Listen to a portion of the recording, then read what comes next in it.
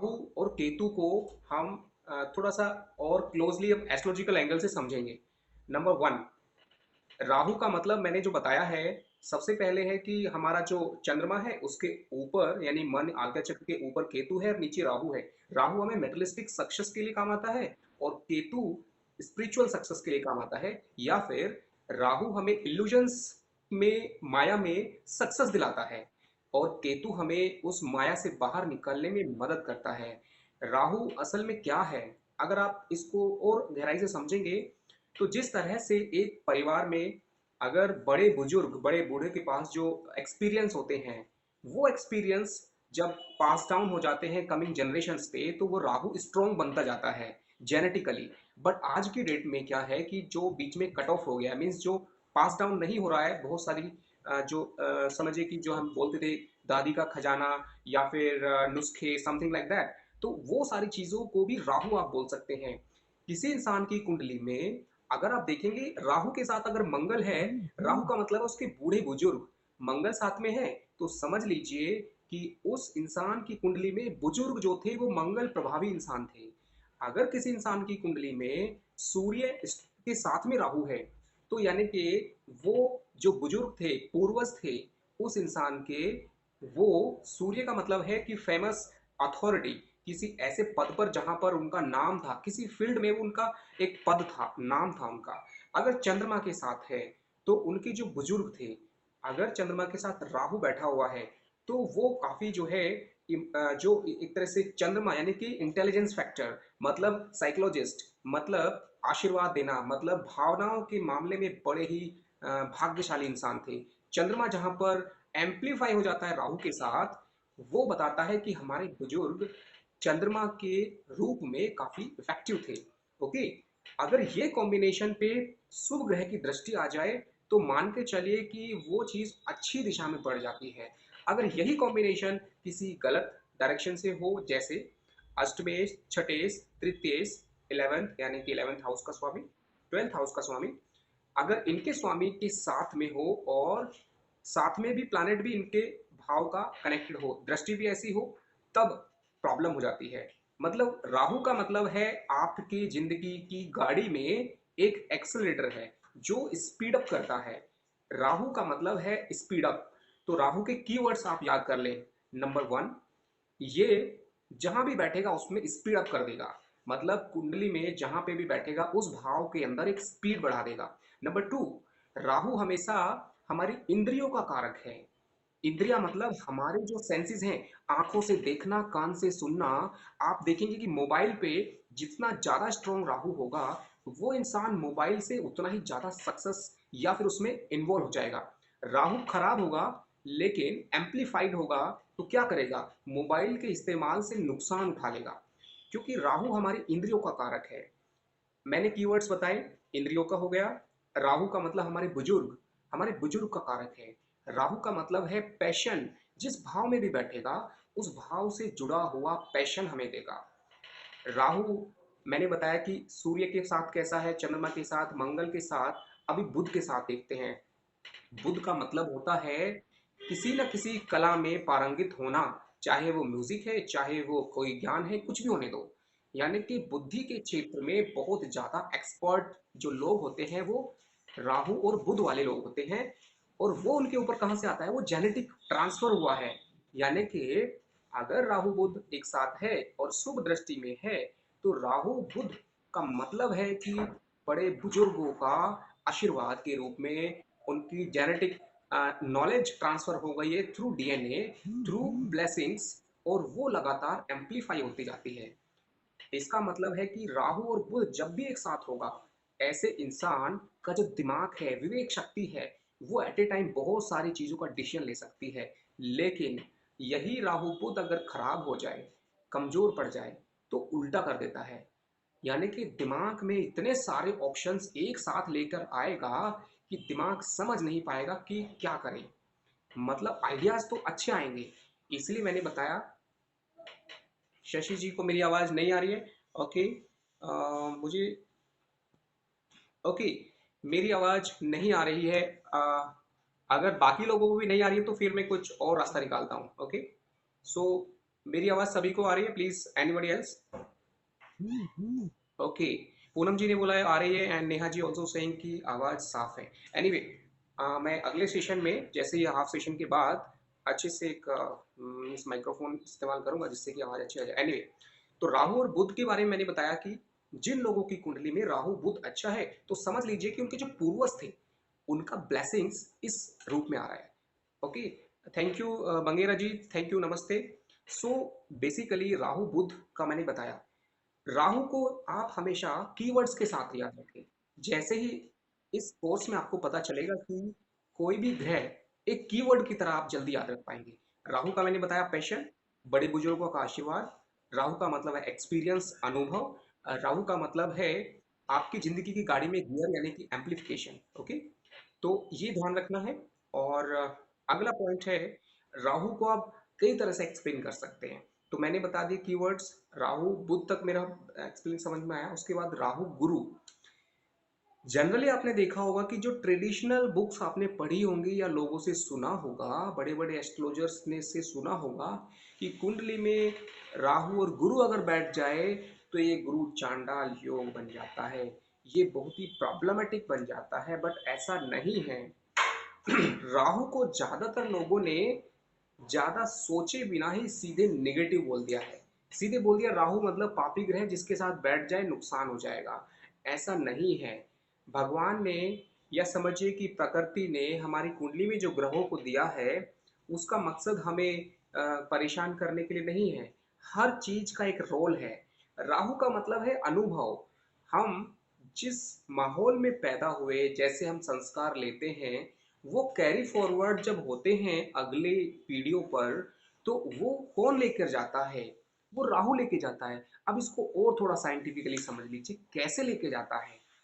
हमारी जो आत्मा है वो एक तरह से, समझिए कि इट्स लाइक इनडेलिबल, जो मिट नहीं सकती, जो खत्म नहीं हो सकती। जैसे गीता में लिखा है, वो बात है कि हमारे शरीर के चारों तरफ जो ओरा है वो आत्मा के रूप में रहता है, और आत्मा के पास पूरा डाटा रहता है हमारी लाइफ का। Not only life, through out past birth. वो डाटा में से प्रारब्ध कर्म के लिए निकल के आता है चंद्रमा के पास। और चंद्रमा के दोनों तरफ जो एंड पॉइंट हैं, राहु और केतु, ऊपर वाला केतु और नीचे वाला राहु। तो राहु के अंदर एक्सपीरियंस भरा हुआ है। राहु के अंदर पूरा डाटा भरा हुआ है हमारे कई जन्मों का अनुभव के रूप में। और वो राहु जिस भाव में जिस ग्रह के साथ बैठता है, उस तरह से वो एक्सप्लोर हो जाता है, उस तरह से वो प्रकट हो जाता है। मतलब हमारा जो शरीर है, हमारे आसपास की जो चीजें हैं, हमारी फैमिली में जो लोग हैं, हमारे जो भाई बहन, माता पिता, बच्चे, सब कुछ हमारे आसपास जो भी है, वो सब कौन आना है, किसके साथ हमारा क्या कर्जा है, किसको कैसे लाइफ में किस तरह से हमारा कनेक्शन है, ये सारा का सारा हिसाब किताब, मेटलिस्टिक एंगल वाला सारा हिसाब राहु रखता है। राहु के पास पूरा समझिए डाटा रहता है। अब राहु जहां भी बैठ जाएगा वो डाटा का इफेक्ट डाल देगा, मतलब उस भाव में इफेक्ट आ जाएगा। बट राहु क्या करता है, मैंने राहु के कीवर्ड्स दिए तो उस कीवर्ड्स के अकॉर्डिंग काम करता है। एक स्पीड अप करेगा लाइफ में, मतलब जैसे आप गाड़ी चलाते हैं, स्पीड अप मतलब वो जिस भाव में बैठेगा वहां पे लगातार दिमाग काम करेगा, वहां पे लगातार मन जाएगा कि मैं ये काम करूं। चंद्रमा जहां बैठा होगा वहां पे आप इमोशनली कनेक्ट होंगे, लेकिन जहां पे राहु कनेक्ट होगा वहां पे आपका जो माइंड है, पैशन ज्यादा आएगा वहां पे। ओके, दूसरी बात, राहु गुरु की मैंने बात की, गुरु चांडाल योग की तरह। लेकिन गुरु चांडाल योग असल में क्या है? गुरु का मतलब ग्रोथ से है। गुरु का मतलब है शुभ, गुरु का मतलब है आशीर्वाद, गुरु का मतलब है किसी भी तरीके से हीलिंग, ग्रोथ। ओके, गुरु जो होता है वो हमेशा हमें मार्गदर्शन करता है, गाइडेंस देता है, या फिर गुरु हमें हमेशा किसी भी सिचुएशन के अंदर एक प्रोटेक्शन देता है। अब उसके साथ राहु बैठ जाए तो वो उस चीजों को, गुरु वाली चीजों को एम्पलीफाई कर देता है। लेकिन राहु का एक कीवर्ड है कि वो जिसके साथ बैठेगा, अब गुरु के साथ बैठेगा तो यहाँ पर सारे कीवर्ड लगा सकते हो। गुरु प्लस स्पीड अप, गुरु प्लस एक्सपीरियंस, गुरु प्लस आपका जो पैशन है, यानी कि आपका राहु और गुरु जहां भी बैठा है वो गुरु वाली चीजों को एम्पलीफाई करेगा, पैशन देगा और उस तरह से बढ़ाएगा। लेकिन गुरु चांडाल क्यों कहते हैं? क्योंकि राहु का काम है आउट ऑफ बॉक्स। मतलब जब इंसान के अंदर पैशन लेके आएगा गुरु राहु, और उसको ज्यादा एक समझिए कि अनुभव और ज्यादा नॉलेज होगा, तो वो नॉर्मल ट्रैक से रास्ता नहीं निकालेगा। राहु गुरु या राहु के साथ कोई भी ग्रह जब बैठता है तो उसका काम करने का तरीका एक आउट ऑफ ट्रैक होता है, डिफरेंट होता है। जिधर भीड़ चलती है वो भीड़ से अलग दिशा में चलता है। इसीलिए राहु केतु हमेशा कुंडली में उल्टे चलते हैं।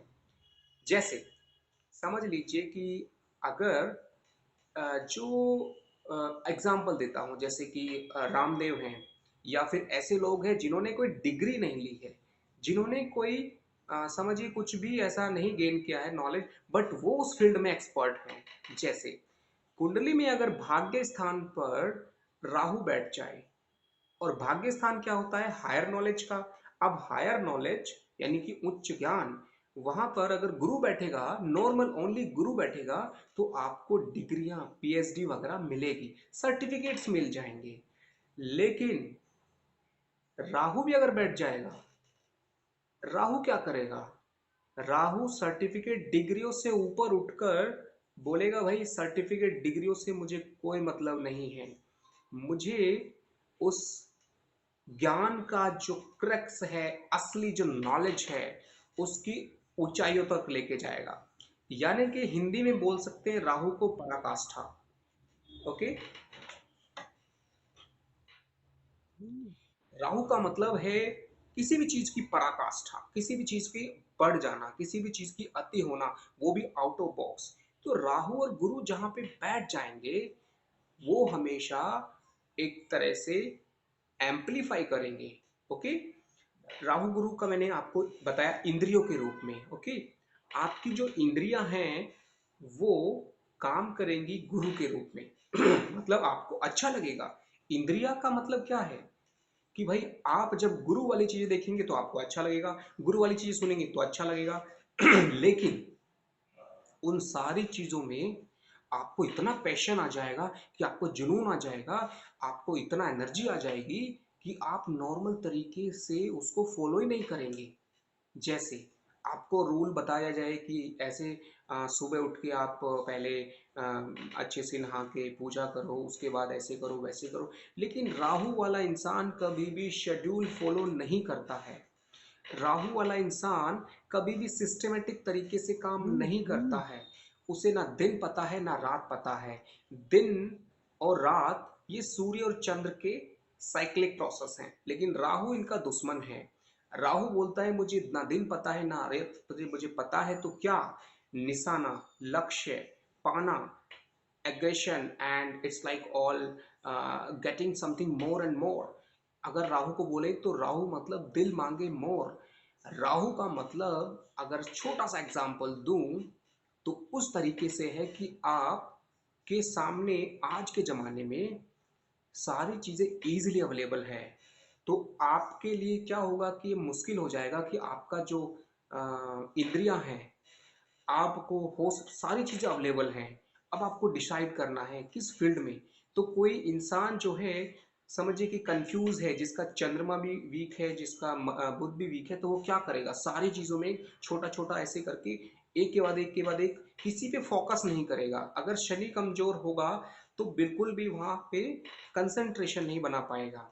तो राहु के साथ में शनि भी अगर मजबूत होगा, जैसे कि राहु और शनि को प्रेत दोष बोलते हैं। इसका मतलब क्या है? जो जेनेटिक एनर्जी है वो एक्यूमुलेट होके बहुत ही ज्यादा एम्पलीफाई हो चुकी है। बट शनि क्या करता है? शनि का मतलब होता है एक तरह से जिस भाव का मालिक है उस भाव से जुड़ी हुई चीजों पे कंसंट्रेशन। अगर अच्छे भाव का मालिक है तो अच्छी चीज में कंसंट्रेशन होगा, खराब भाव का मालिक है तो खराब चीज में कंसंट्रेशन करेगा। लेकिन इतना फोकस बना देगा, शनि के साथ राहु बैठ जाता है तो आदमी कैसा हो जाता है? उसका फोकस इतना ज़्यादा है, वो ऐसे हो जाएगा कि it is something like somebody is lost in something and forget everything. उसको इवन किसी चीज़ से मतलब नहीं है, उसे ना मैरिड लाइफ से मतलब है, ना उसे दिखावे से मतलब है। शनि तो वैसे ही इंसान को सरल और सिंपल बनाएगा, लेकिन राहु भी जुड़ जाए तो वो ट्रैक आउट ऑफ ट्रैक चला जाएगा। मतलब माँ बाप सोचेंगे कि भाई अ, अच्छे अच्छी जॉब हो, अच्छी फैमिली हो, अच्छे ये हो सी हो, बट राहु शनि वाला इंसान आउट ऑफ ट्रैक काम करेगा, बट इतना फोकस रखेगा किसी चीज में। अब माँ बाप को या फिर उसकी कुंडली के हिसाब से देखें तो अगर अच्छी चीज में फोकस है तो बहुत अच्छा करेगा वो इंसान एक बहुत बड़ा योगी, बहुत बड़ा सन्यासी, बहुत बड़ा means being in Maya, he can be a very good spiritual philosopher also. तो मेरे कहने का मतलब है कभी भी कुंडली में आपको अगर प्रेत दोष, पितृ दोष या फिर कालसर्प दोष, कितने भी दोष दिखें, आप याद रखना कि राहु के बारे में इतनी जल्दी से निगेटिव मत सोचना। राहु जब भी गुरु के साथ बैठ के गुरु चांडाल योग बनाता है, अगर गुरु निगेटिव भाव का मालिक है तो वो निगेटिव चीजों को एम्पलीफाई करेगा उसी तरीके से। जैसे एक सिंपल सा एग्जांपल देता हूं, याद रखना अच्छे से। सप्तम भाव का मालिक अगर गुरु बन जाता है और लगन में राहु के साथ बैठ जाता है, गुरु सप्तम भाव का मालिक है। सप्तम भाव क्या है? Attachment, even attachment to anybody, but most of the time it is a attachment to opposite sex, and if it is amplified a lot being in lagna with rahu, then it will create a illusion, lot of illusion in the mind towards lot of relationship, and it will be a illicit problem, it will be a illicit type of relationship. So this type of example you can understand that way। but same Rahu अगर समझिए कि बृहस्पति जो है भाग्य का मालिक बन के लगन में बैठता है, तो higher knowledge, higher thoughts, ideas, spirituality, blessings को एम्पलीफाई करके लगन में आ जाएगा। तो राहु जहां पे बैठ जाए, आप समझ लीजिए कि सीधा सीधा ये जो है कैटलिस्ट है। जैसे केमिस्ट्री में क्या होता है, कोई भी प्रकृति रिएक्शन हमें कराना होता है, उसमें कोई एक एलिमेंट ऐसा होता है जो कैटलिस्ट का काम करता है, वो उसको उत्प्रेरक का काम करता है, वो उसके अंदर एम्पलीफिकेशन कर देता है, एकदम से स्पीड अप कर देगा। So this type of example you will learn from Rahu amplification. Okay, Rahu के साथ शुक्र बैठ जाए। अब शुक्र क्या है? आनंद है। शुक्र का मतलब होता है कितनी भी प्रॉब्लम है तो भी हम ढूंढ लेते हैं आनंद। शुक्र का मतलब होता है वैभव, अच्छा दिखना, अच्छा खाना, या फिर समझिए कि whatever is related to luxury, that is Venus. अगर इस वीनस के साथ, इस शुक्र के साथ राहु बैठ जाए, तो राहु को कीवर्ड्स को आप कनेक्ट कर दीजिए। Number one, amplification, means your interest for pleasures will be higher. Number two, experience, ये इंसान राहु की चीजों में, शुक्र वाली चीजों में एकदम रिसर्च करेगा, आउट ऑफ ट्रैक जाएगा। बाकी लोग अगर उसमें पॉइंट ए से पॉइंट बी तक जो है ट्रैवल करते हैं, बट राहु वाला इंसान कंटिन्यूअसली नॉन स्टॉप ट्रैवल करने की सोचेगा। वो उसकी जो डिजायर्स होंगी, क्योंकि राहु क्या है? इंद्रियां हैं। राहु क्या है? जो सेंसेस हैं। ओके, वो प्लेजर्स में इतना खो जाएगा, he will not think about the age, about anything, no condition, nothing, and it will be unlimited type of pleasure achievement। okay, so Rahu and शुक्र जो है उस तरह से होता है। बट अगर यही शुक्र अच्छे भाव का मालिक हो, जैसे लगन का हो जाए, पंचम का, नवम का, या फोर्थ हाउस। ओके, बट इसमें आपको देखना पड़ेगा कि इसके साथ कौन बैठा है और कैसी दृष्टि है, उस भाव से जोड़ना सीखेंगे अगले सेशंस में। बट अभी आप रफली समझ लीजिए कि शुक्र सिर्फ आनंद ही नहीं है, शुक्र असल में क्या है? हीलिंग नेचर है। जैसे एक इंसान आपने देखा होगा जो हर बात में एक आनंदित वे में रहता है, रोमांटिक रहता है। ओके, और अनीता जी ने लिखा है इन सब युतियों का शारीरिक प्रभाव भी होगा। बिल्कुल, जितना भी युतियां हैं उनके ऊपर शारीरिक प्रभाव होता है। बहुत अच्छा सवाल पूछा है अनीता जी ने।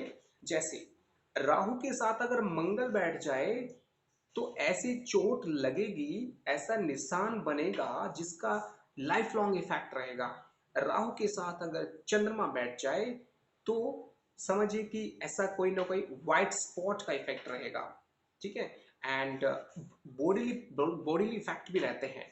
कभी भी देखना, अगर कुंडली में राहु किसी भी रूप में पॉजिटिवली एक्टिवेट है, पॉजिटिवली, तो वो क्या करेगा, कहीं ना कहीं बॉडी के ऊपर फिजिकल फीचर्स में चेंज लेके आएगा। ओके।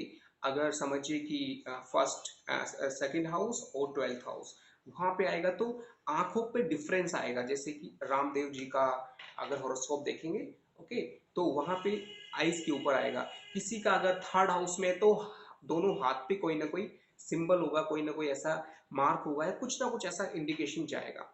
तो बॉडी पे तो इफेक्ट जाएगा ही जाएगा। दूसरी चीज, ये तो हो गया एक्सटर्नल बॉडी इफेक्ट। राहु और केतु का हमारी बॉडी के अंदर इंटरनल ऑर्गन्स पे भी इफेक्ट पड़ता है।